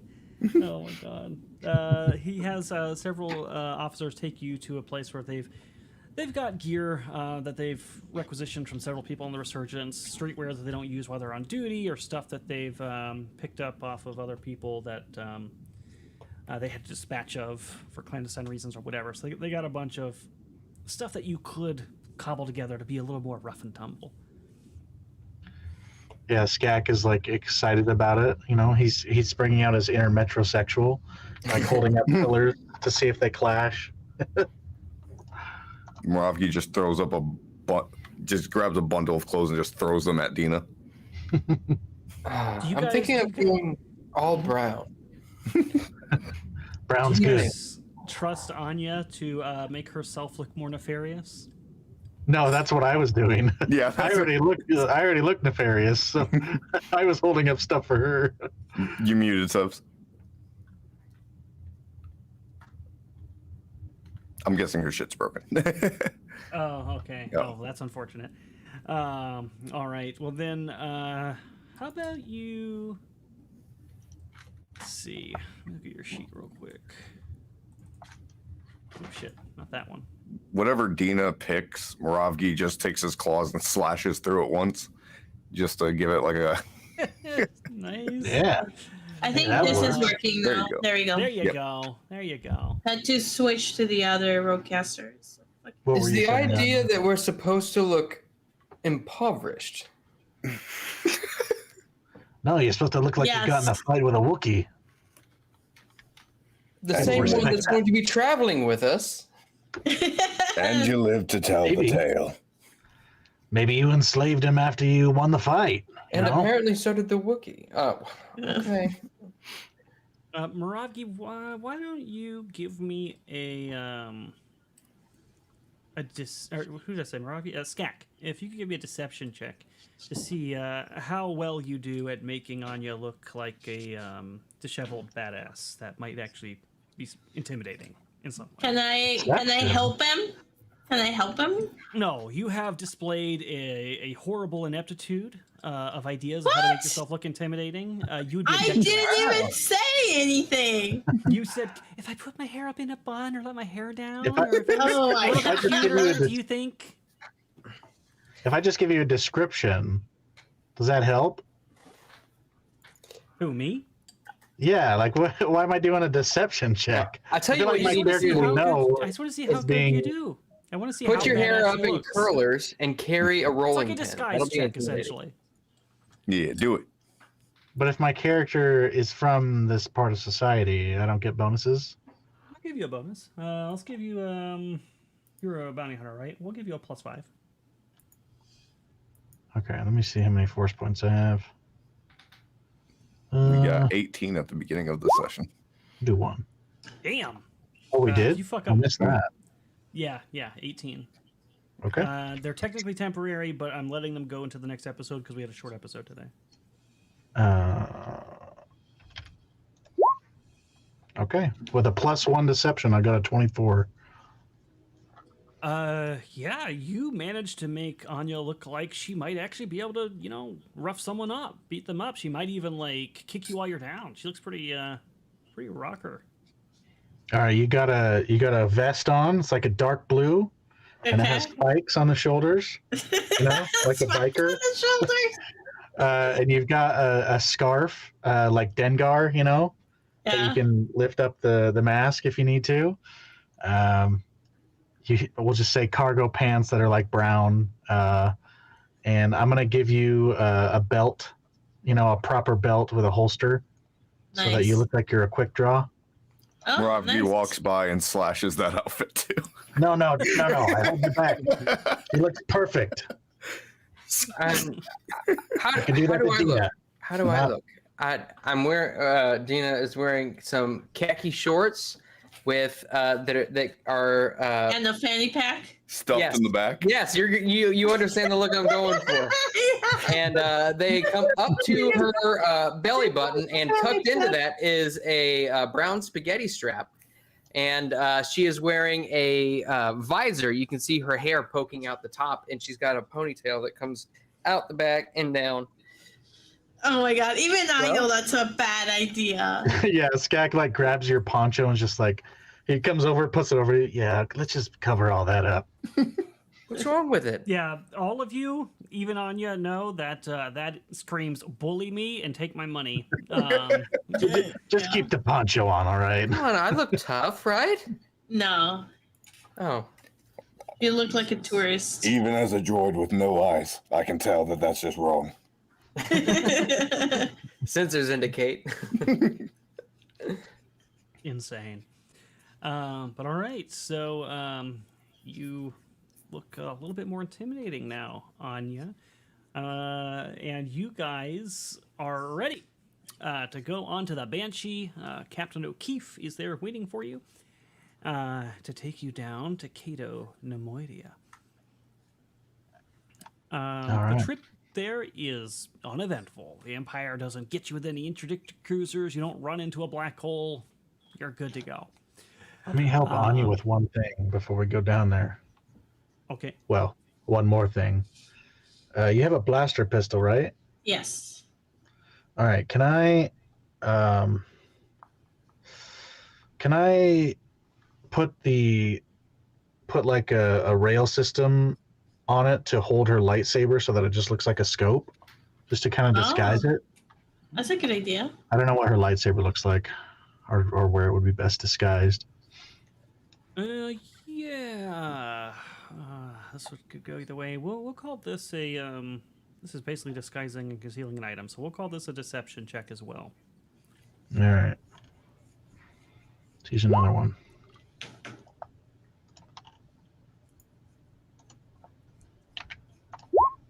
$12. All right. So you do successfully get it on there. It works. It looks like it could potentially be a scope. It looks a little bit like somebody put a scope not meant for that weapon on top of it. It's a little oblong, perhaps.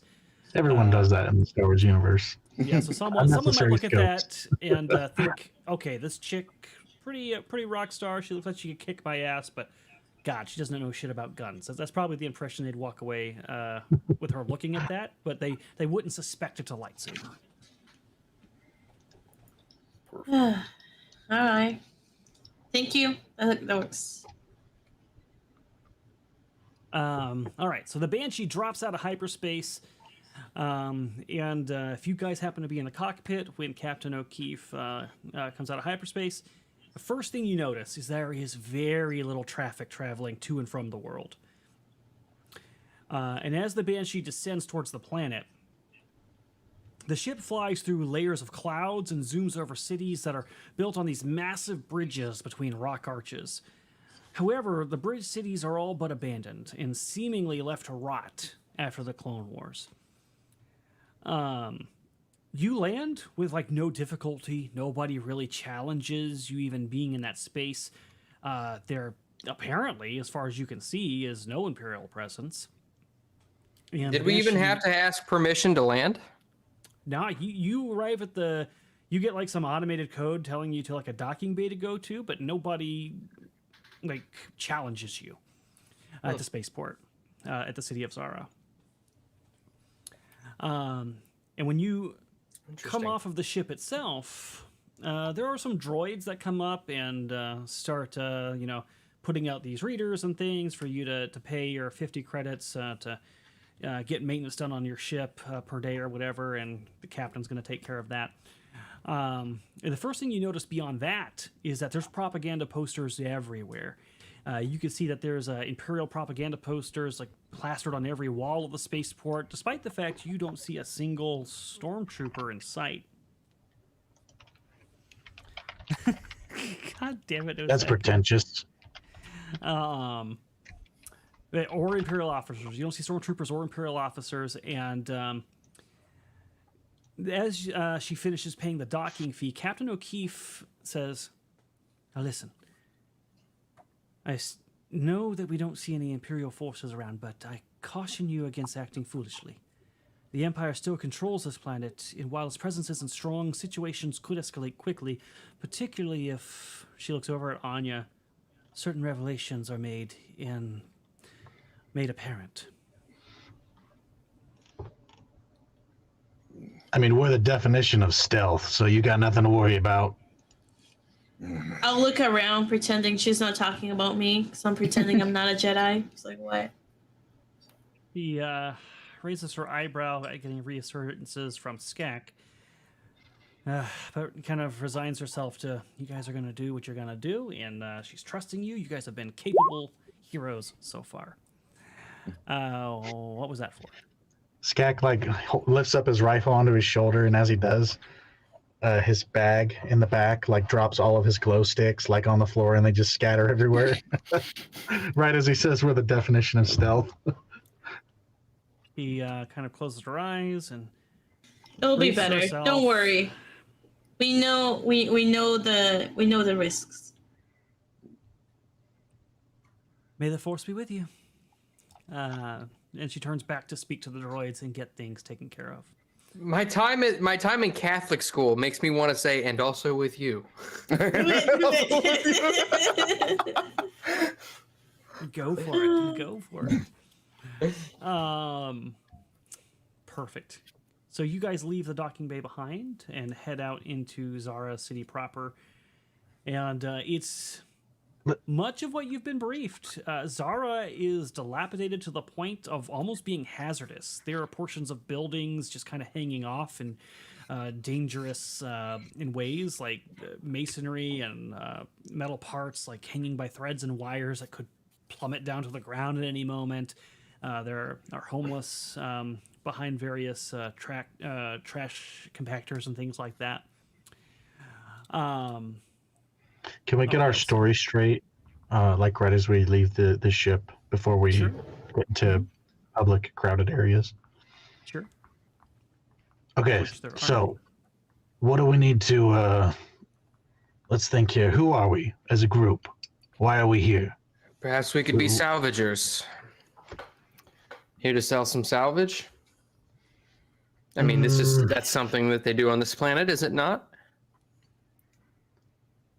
We could be with salvagers, but maybe we are the hired guns of them, you know? Do I look like a hired gun? We're just a group of strangers looking to get paid the big bucks. And we've heard the Hutt pays the big bucks. That's all we've got to say. Yeah, but the problem with that is that once they start asking questions and we aren't prepared for that, then they're going to know something's up. Where are we from? How long have we known each other? What are our names? Known each other 3 days. Easy, simple. I like Just it. 3 from days. around. Sure, why not?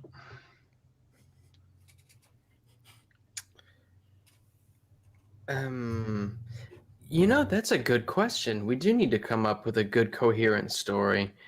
And perhaps the story should include us knowing each other for longer than just 3 days.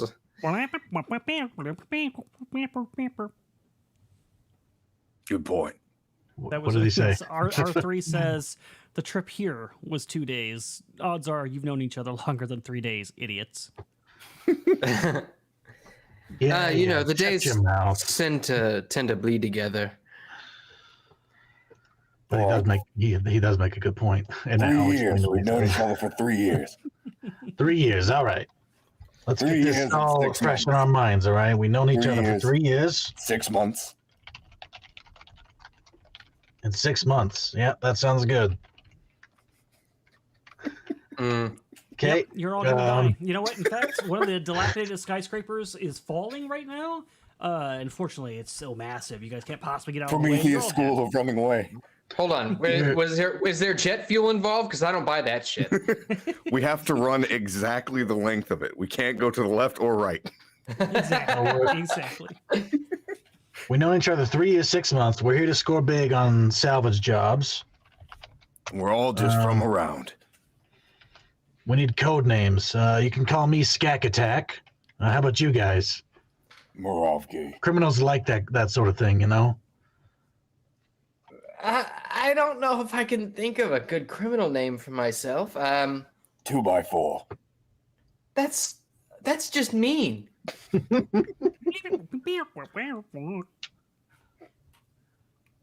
Oh, I'm sorry. What was that? What do you say?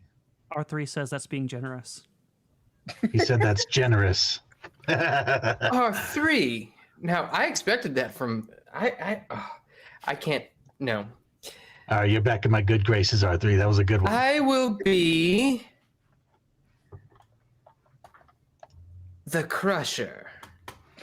Huh? That's good. See, criminals like that sort of thing, you know? You pick a name that's sort of the opposite of how you look. It throws people off. What? Like we could call him Tiny. He's pointing at Moravki. What did the droid say? R3 is making a list and adds 2x4 Crusher to the name list.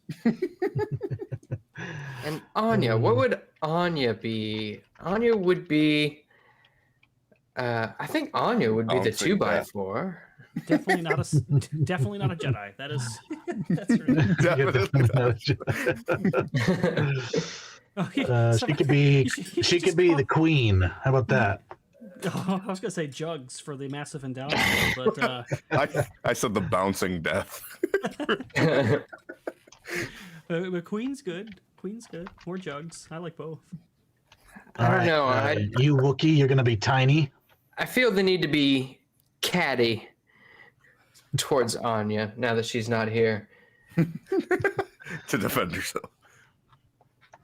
And I really should think of a name besides using my real name.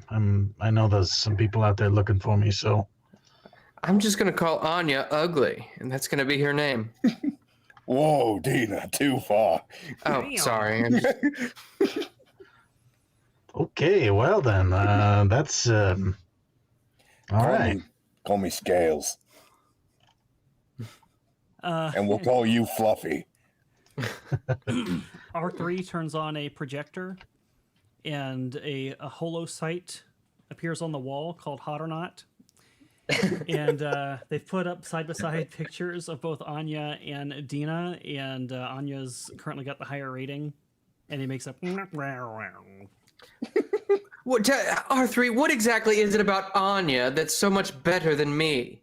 Look, don't listen to him, all right? The only people he pulled were the people on the ship, so there's plenty of people out there in the galaxy who are probably into that sort of thing, you know? I mean, me personally, you look a lot better than Anya. I mean... Thank you, Skak, damn it. Ugh. But that's just because you don't have any assets. His name is Fluffy. Oh, Jesus. I'm going to go with Scorecard because that's the name of my gun. You can go by whatever you want. I'm calling you Fluffy. We need to make sure that we have this down, Moravgi. Oh, it's down, all right.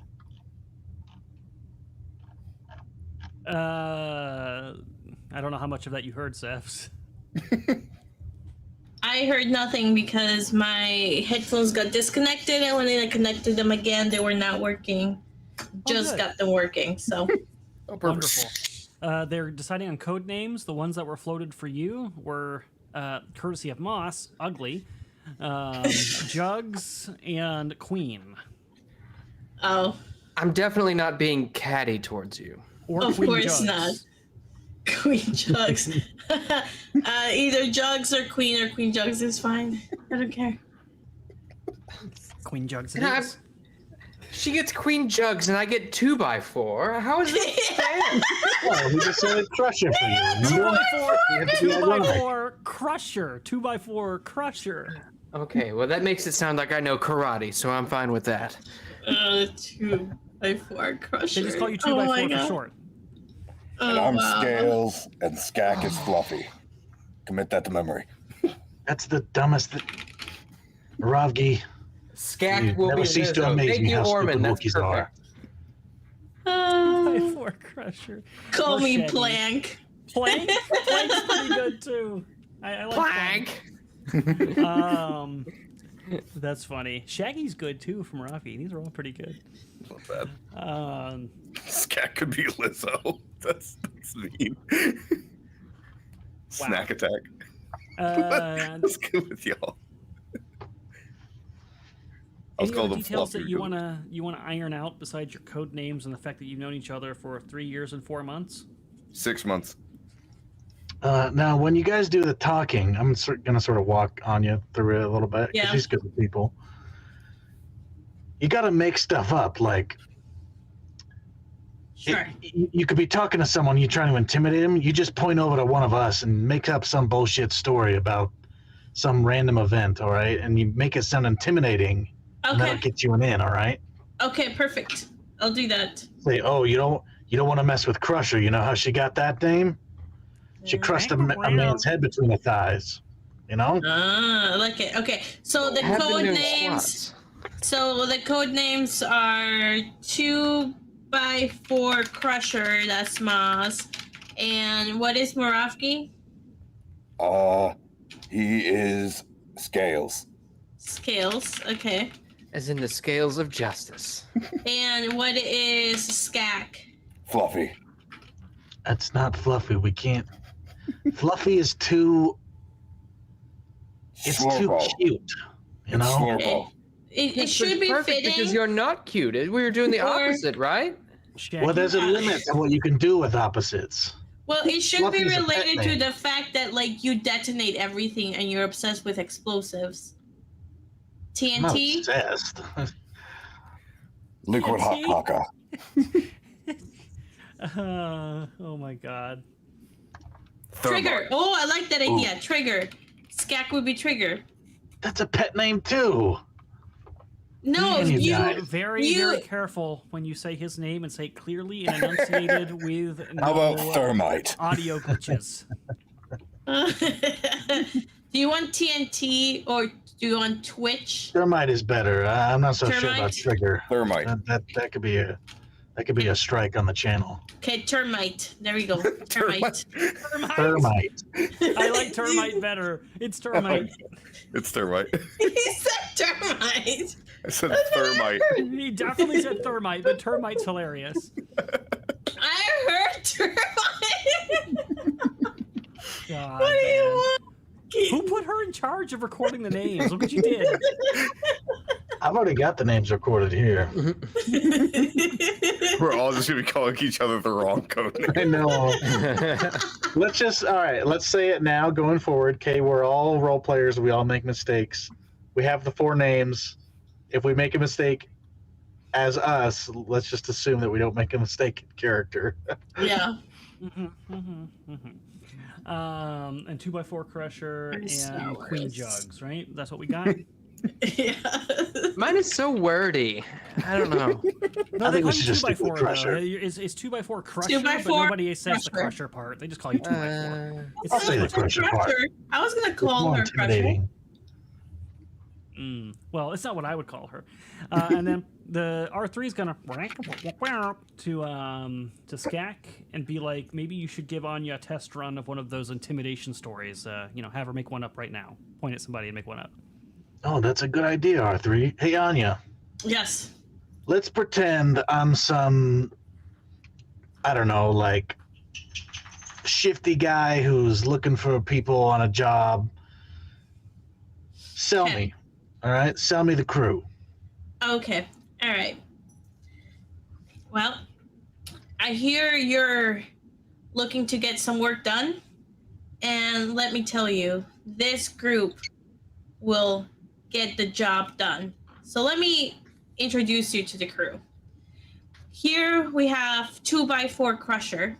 You might think she looks very angelic, but she actually enjoys crushing the larynx of her enemies to the point that she can hear the crunch. And once she can hear the crunch, you can almost see her smile for the first time. So if you ever need anybody interrogated, let me tell you, she is the person for the job. We, of course, have Scales, it's the Wookiee in the back.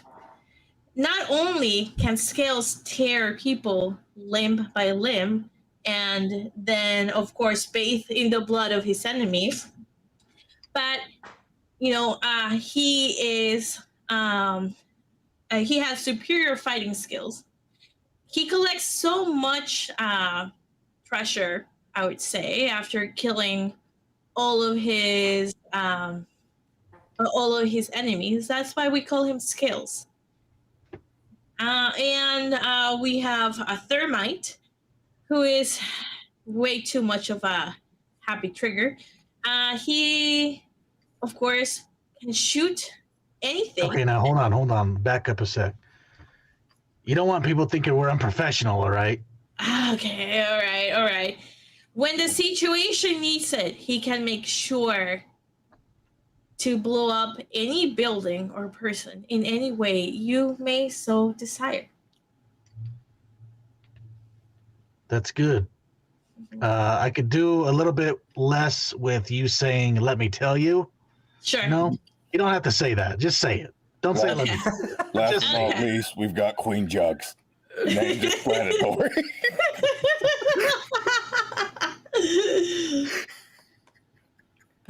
Maybe Skak should talk. Says Warren. Incredible. Yeah, there's better bonuses for people with less charisma on planets like this.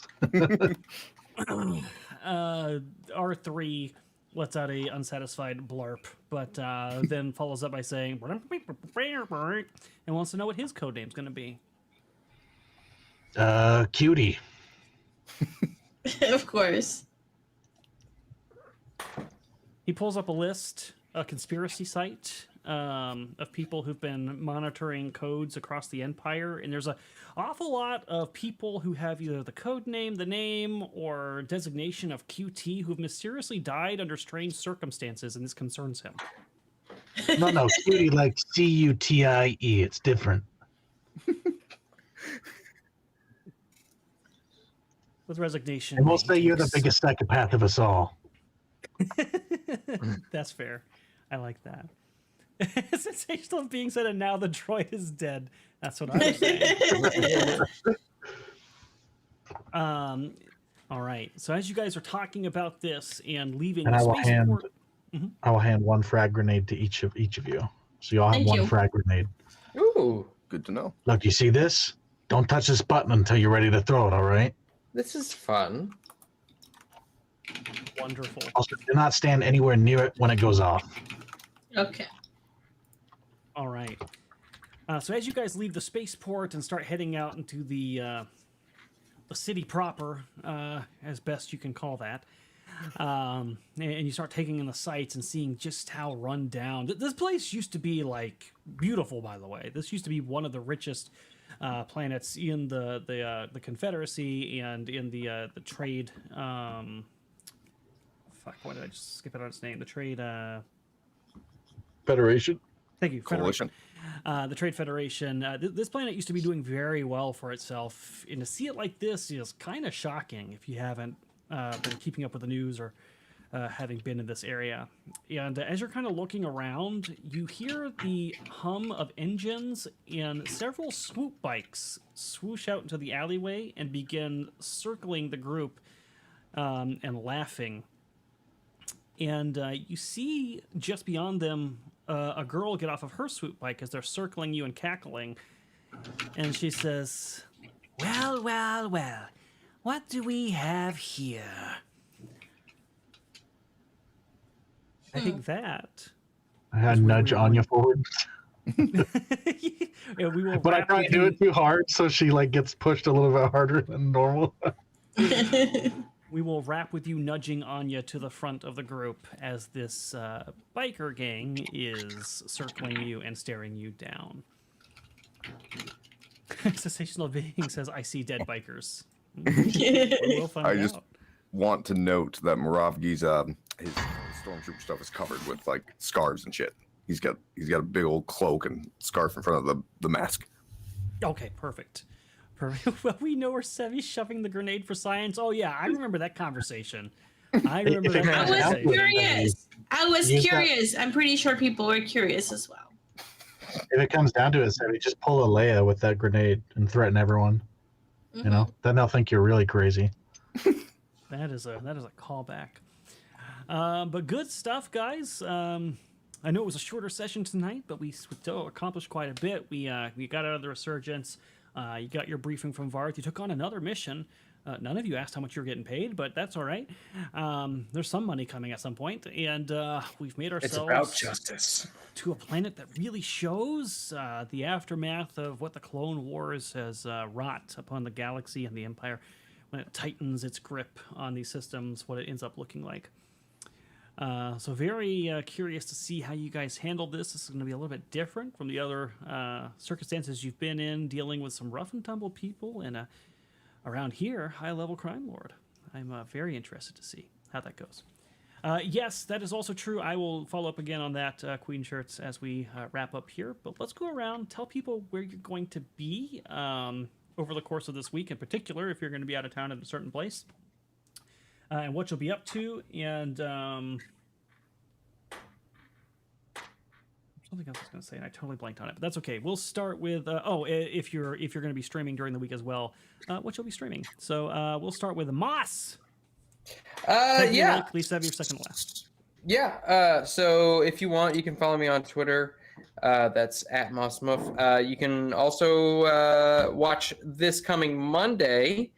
Because that game is still in effect. That would be Call of Cthulhu, as if you haven't been, or if you've been keeping up, they should be finishing up with their escapades aboard the RMS Adriatic and actually getting into the meat of what the campaign's about. So I'm excited about that. Other than that, you can probably, I believe JJ and I will probably be streaming on Tuesdays over on Kick. That's the Dragon's Tavern.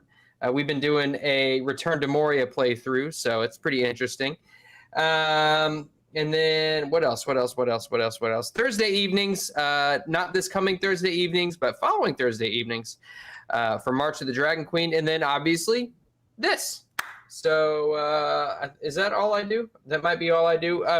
Wednesday nights, sometimes I'll join in on the Moonskull gaming streams. But other than that, let's go with Caleb.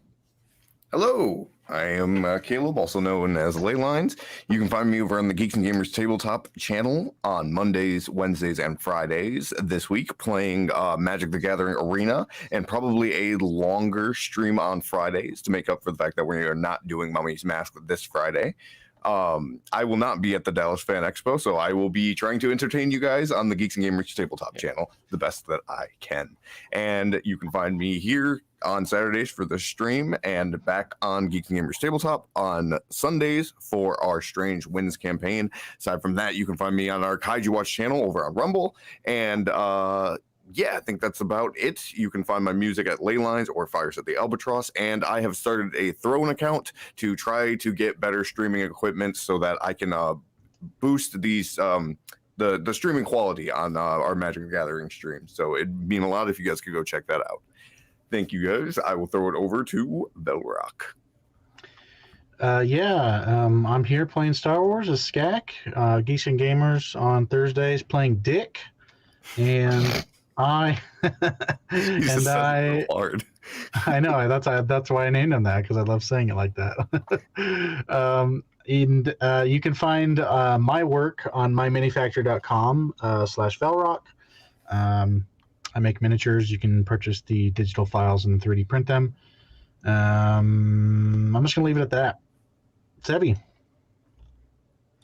All right. Well, hello everyone. You can usually find me on Thursdays for March of the Dragon Queen, Fridays for Mummy's Mask, and Sundays for Pokemon over at Geeks and Gamers Tabletop.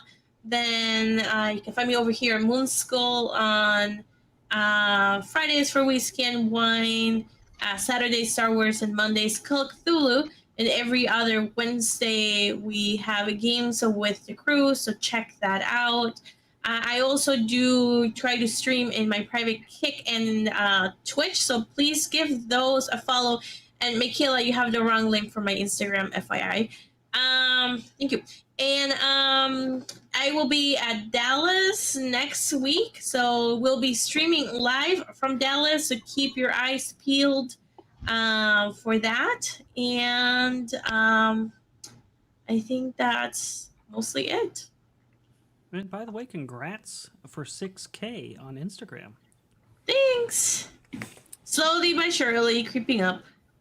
You've got like I don't even know, 8 times the amount of followers I have on there, so good job. Yeah, yesterday on Mummy's Mask was wild.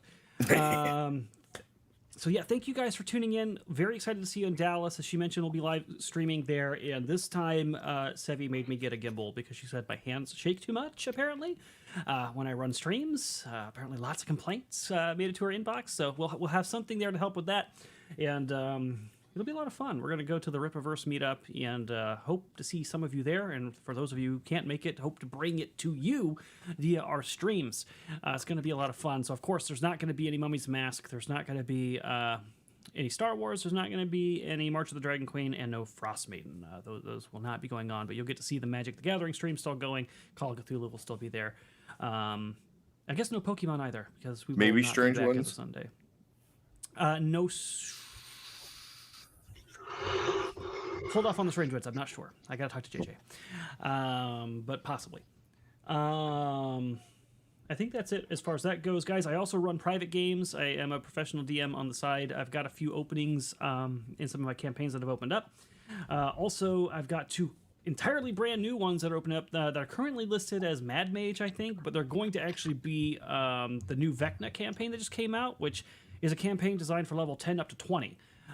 So if you have ever wanted to try actual high-level play, which is incredibly rare in 5e, this would be your chance to do it. And I've been starting to read it, and it seems like it's a pretty cool campaign with some good stuff going on in there. And then last but not least, please check out Gilded and our new Discord. We are trying to get that set up. We have a waiting room. Just follow the links to get there. If you happen to subscribe there and support Legend Seeker, you will get 4 times the benefits that you would get for super chatting on the stream. So if you get a silver membership, instead of sending a single $20 super chat to one player, you're going to give the entire cast 4 times that value. So basically $80 per player worth of super chats for just $20. And if you go gold, you do that for every single stream across both channels. So you can see how that greatly amplifies your support while helping me get my book out to the marketplace for you guys, so we can fight the woke rot that has pervaded our industry. And then, last but not least, I am going to, some of you kind of came in halfway through the show, didn't get to see the new intro, so I'm going to outro us to the intro so you can watch it at the end, and then we will end the stream. Nice. Thanks for tuning in, guys, and hey, we'll see you not next week, but the week after. Bye, guys. So long, gay boys. Mm.